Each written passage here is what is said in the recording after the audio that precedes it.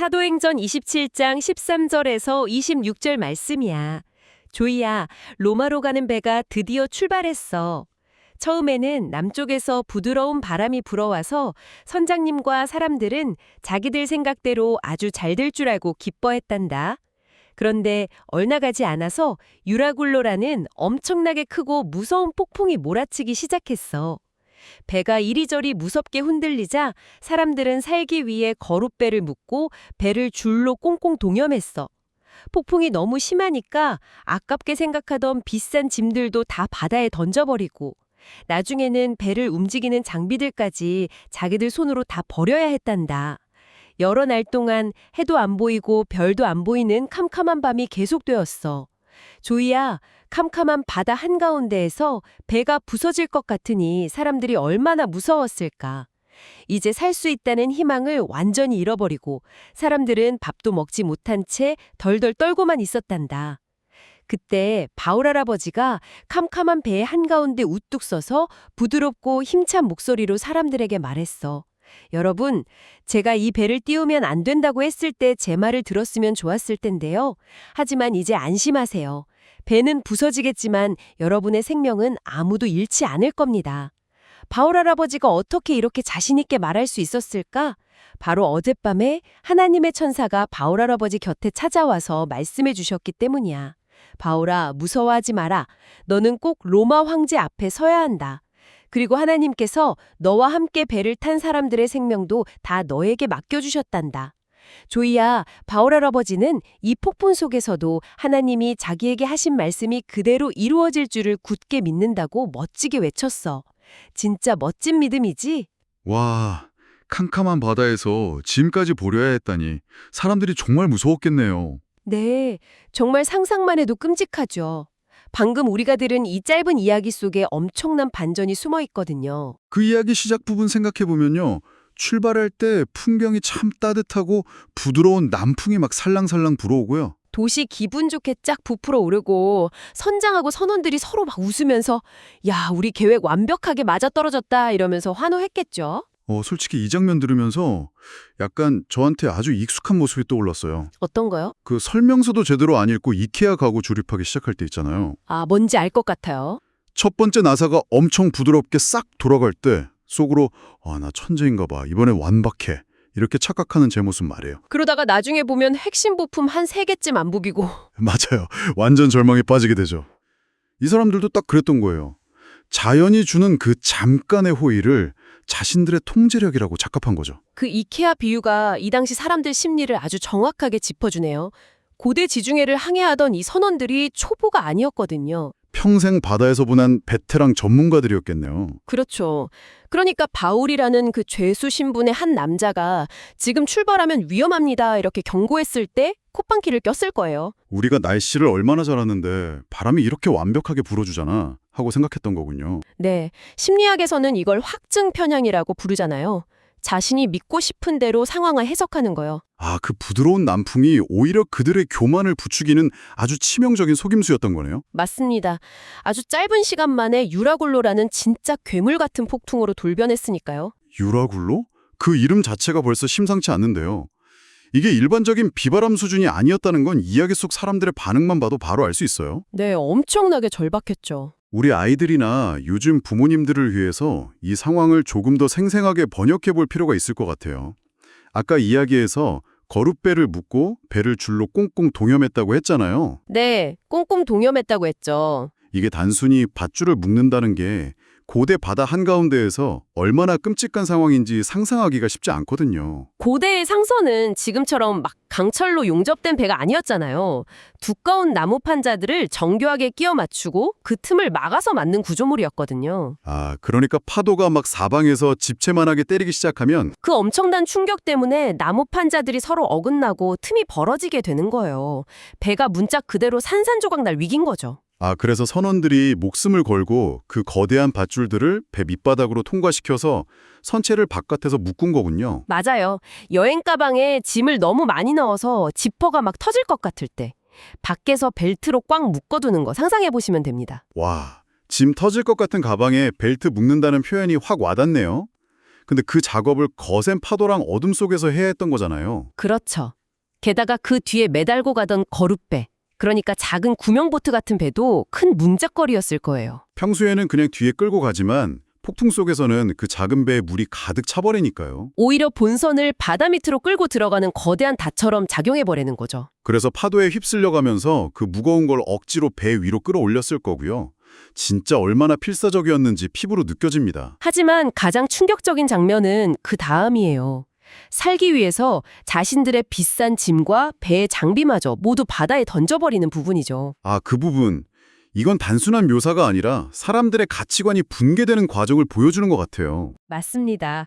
당시 이 배가 이집트에서 노마로 가는 거대한 곡물 운반선이었거든요. 그 곡물과 화물은 선장한테는 엄청난 재산이었고 로마 시민들에게는 생명줄이었어요. 그걸 버린다는 건 자신들의 전 재산과 미래를 통째로 포기한다는 뜻이네요. 하지만 폭풍 앞에서는 돈이 배를 무겁게 만들어서 침물만 재촉하는 쇳덩어리에 불과했으니까요. 1차로 화물을 버리고 며칠 뒤에는 장비마저 버립니다. 장비를 버린다는 건 정말 소름 끼치는 결정이에요. 화물이 재산을 포기하는 거라면 방향타나 돛 같은 장비를 버린다는 건 항해사로서의 통제력을 완전히 포기한다는 거잖아요. 더 이상 조종할 수 없다. 파도가 치는 대로 끌려가겠다. 이런 완전한 항복선언이죠. 우리 아이들의 시선에서 보면 제일 아끼는 로봇 장난감이나 예쁜 인형을 자기 손으로 쓰레기통에 던져버리는 것보다 훨씬 큰 공포였을 거예요. 어른들 입장에서는 평생 모아둔 총장 잔고나 완벽한 인생 계획, 화려한 이력서 같은 게 내 생명을 구하는데 아무 쓸모가 없다는 걸 깨닫고 제 손으로 찢어버려야 하는 상황인 겁니다. 그 통제력 상실이 가져오는 공포. 그게 이 사건의 핵심이네요. 우리도 다 각자의 배에 내가 중요하다고 생각하는 화물을 싣고 항해하잖아요. 나의 지식, 돈, 인맥이라는 화물을 싣고 내 경험이라는 조종대를 꽉 쥐고 있죠. 남풍이 불 때는 이게 날 완벽하게 지켜줄 것 같지만요. 진짜 죽음의 폭풍, 인생의 유라굴로를 만나면 그 화물과 장비들이 우리를 구원할 수 없다는 비참한 진실을 마주하게 됩니다. 살기 위해 다 내려놓아야만 하죠. 설상가상으로 상황은 더 끔찍해집니다. 여러 날 동안 해도 안 보이고 별도 안 보이는 캄캄한 밤이 계속되었다고 했잖아요. 나침반도 없던 시대에 해와 별이 유일한 지도인데 그 하늘이 며칠 동안이나 먹구름에 가려져 있었다니? 이번 그냥 어두운 걸 넘어서서 절대적인 절망을 의미합니다.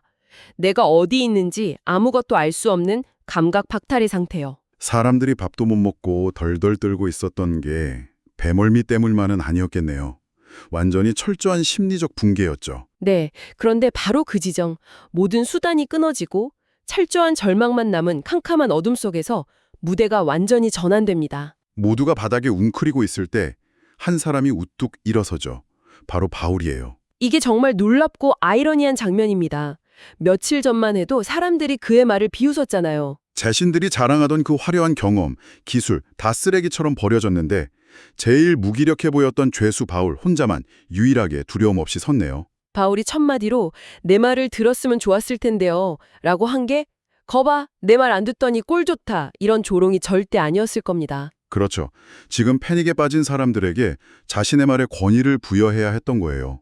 내가 며칠 전 했던 경고가 맞았으니 지금 전하는 소식도 반드시 믿어라 하고 시선을 끈 거죠. 그리고 정말 믿기 힘든 선포를 합니다.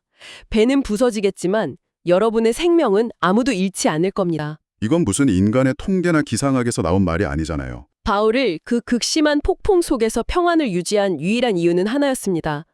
보이지 않는 하나님의 약속에 자신의 닻을 내리고 있었기 때문이죠. 어젯밤 천사가 바울에게 분명하게 말했죠. 바울아, 무서워하지 마라. 너는 꼭 로마 황제 앞에 서야 한다. 그리고 너와 함께 배를 태운 사람들의 생명도 다 너에게 맡겨주셨다. 하나님은 바울에게 사명이 있다는 걸 확인시켜 주신 겁니다. 그 사명을 이루기 전까지는 이 폭풍이 결코 바울을 삼킬 수 없다는 약속이었군요. 깊은 경외감을 느끼게 됩니다. 배에 타고 있던 270여 명의 사람들, 자기들 고집으로 항해를 강행한 사람들이었잖아요. 자업자득이었죠. 그냥 내버려 두실 수도 있었을 텐데요. 그런데 하나님은 자신을 무시한 사람들을 벌하시는 대신에 오직 바울이라는 단 한 사람의 굳건한 믿음을 보셨어요. 네. 하나님은 정말 세심하고 놀라우신 분이군요. 그 한 사람 때문에 배에 탄 모든 사람의 생명을 살려주시기로 한 거잖아요. 한 사람의 올바른 믿음이 그 수많은 사람을 품어내는 위대한 생명의 우산이 된 거예요. 바로 그 놀라운 은혜의 원리가 이 이야기를 성경 전체를 관통하는 복음의 핵심으로 만들어줍니다. 바울 한 사람을 통해 배에 있던 모두가 구원받은 이 사건은 정확하게 우리를 구원하신 예수 그리스도의 은혜를 향해 손가락을 가리키고 있거든요. 아, 우리가 영적인 유라굴로, 그러니까 죄와 죽음이라는 폭풍 한가운데 갇혀 있었던 거군요. 맞습니다. 우리가 가진 지식, 성공, 도덕적인 행동이라는 짐들을 아무리 바다에 던져봐도 그 죽음의 폭풍은 멈추지 않았죠. 우리 스스로는 구원받을 희망이 1%도 없던 캄캄한 밤이었습니다. 하지만 바로 그 절망의 한가운데서 우리를 끝까지 포기하지 않고 사랑하시는 단 한 분, 예수님이 십자가라는 생명선이 되어 우리 가운데 우뚝 서신 거네요. 바울 한 사람의 믿음 때문에 배에 탔던 모두가 생명을 얻은 것처럼요. 죄가 없으신 예수님 단 한 분의 완벽한 순종과 십자가 은혜 덕분에 예수님과 함께 배에 타고 있는 우리 모두가 값없이 생명을 얻게 된 거군요. 네. 내 힘으로 수영을 해서 이 폭풍을 뚫고 가는 게 아니라 이미 내 대신 폭풍을 맞으시고 구원의 길을 열어주신 예수님이라는 배 안에 머물러 있는 것. 그게 유일한 구원의 길입니다. 완벽한 비유네요. 내가 직접 선장이 되려는 교만을 버리고 오직 예수님께 내 인생의 조종대를 맡겨드려야겠어요. 폭풍 속에서 방향타를 버린 선원들처럼 내가 통제하려는 마음을 버릴 때 가장 안전한 하나님의 통제권 안으로 들어가게 되는 거니까요. 그렇다면 이제 이 고대 바다의 이야기를 지금 당장 매일을 살아가는 우리 가족들의 삶 속으로 가져와 볼까요? 매일 부드러운 남풍만 불면 좋겠지만 현실은 그렇지 않잖아요. 아이들 세상에서도 갑작스런 유라굴로가 몰아칠 때가 있고요. 열심히 공부했는데 시험을 망쳐서 하늘이 무너질 것 같을 때도 있고 절대 변하지 않을 것 같던 친한 친구랑 오해가 생겨서 마음에 거센 파도가 칠 때도 있죠. 부모님들 삶은 더 말할 것도 없습니다. 건강 문제나 직장에서의 위기, 경제적인 어려움 때문에 며칠 동안 해와 별에 보이지 않는 바다를 표류하는 것처럼 두려워하는 밤이 한 번쯤은 찾아오니까요. 그럴 때 우리는 바울처럼 눈앞의 폭풍이 아니라 내 마음에 닻을 내린 하나님의 약속을 바라봐야 합니다. 우리의 평화는 날씨가 좋아서 생기는 게 아니거든요. 오늘 이야기에서 진짜 중요한 포인트가 그거네요.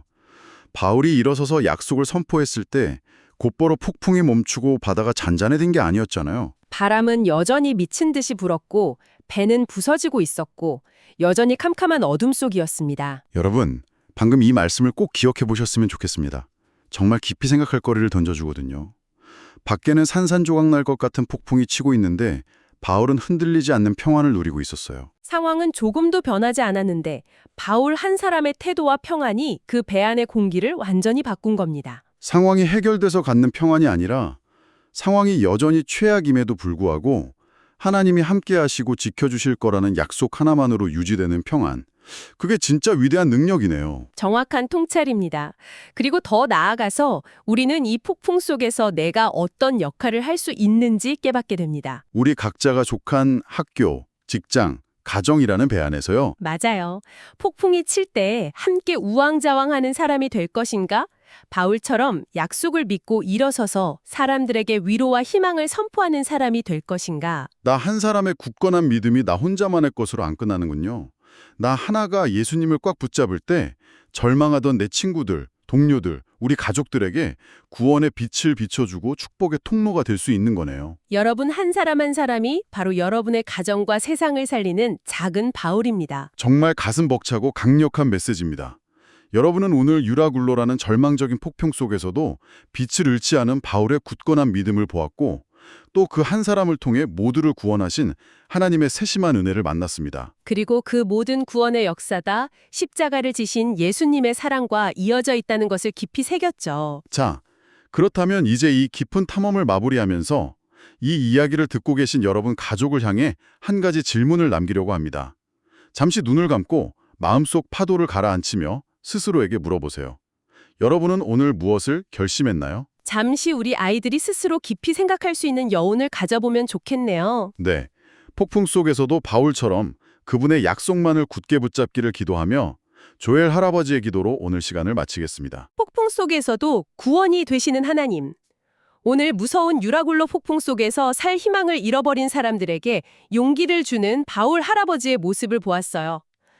캄캄한 밤에도 찾아와 주셔서 약속의 말씀을 들려주시는 하나님이 계셔서 정말 다행이에요.